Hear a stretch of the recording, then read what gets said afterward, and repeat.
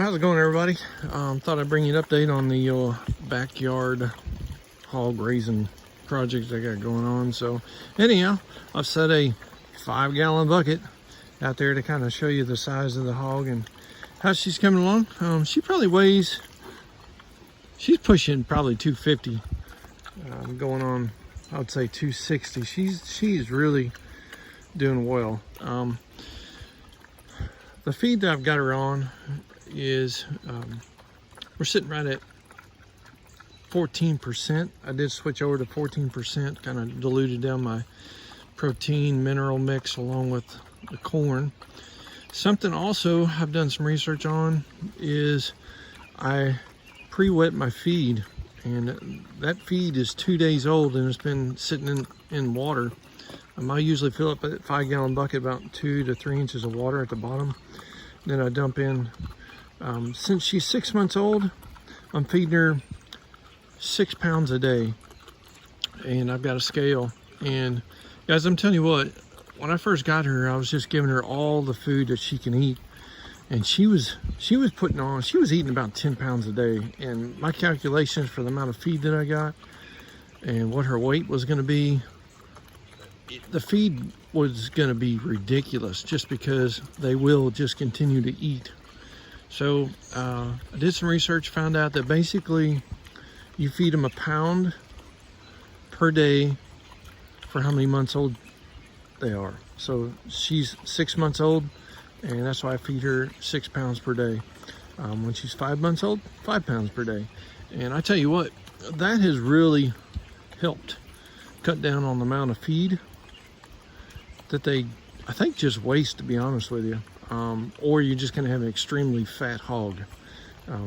So my goal is not a extremely fat hog, but just a nice, good looking, putting on the weight normally, not overweight, but just good to go. So anyhow, if you guys ever thought about wetting down your feed, and they say it's really good for their digestive tract as well.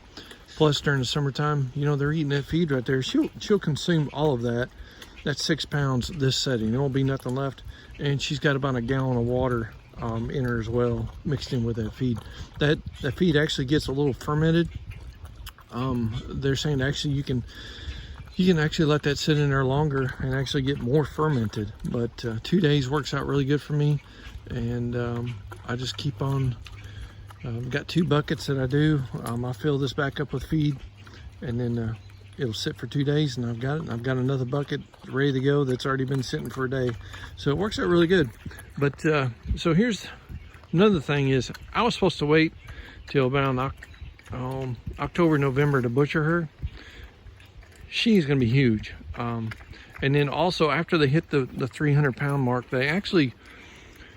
they eat more than what they put on as weight. So then at the same time, you're actually takes a lot more feed just to put 1 pound of meat on a hog. So what I'm going to do is I'm going to keep her for 30 more days. It is first part of June, and at the end of this month, I know it's going to be hot, but I'm going to butcher her and go ahead and put her in the freezer.